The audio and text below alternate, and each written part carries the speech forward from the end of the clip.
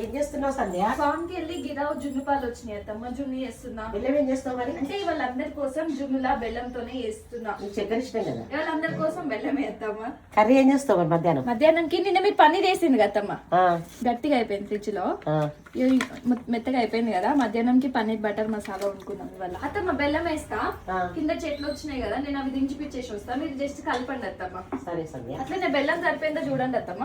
సరే, ఇంక ఇంటికి వెళ్ళి వస్తా అత్తమ్మ. పోయి రాస్తా సంధ్య. నేను వచ్చేసరికి అన్ని దించేసి వీళ్ళు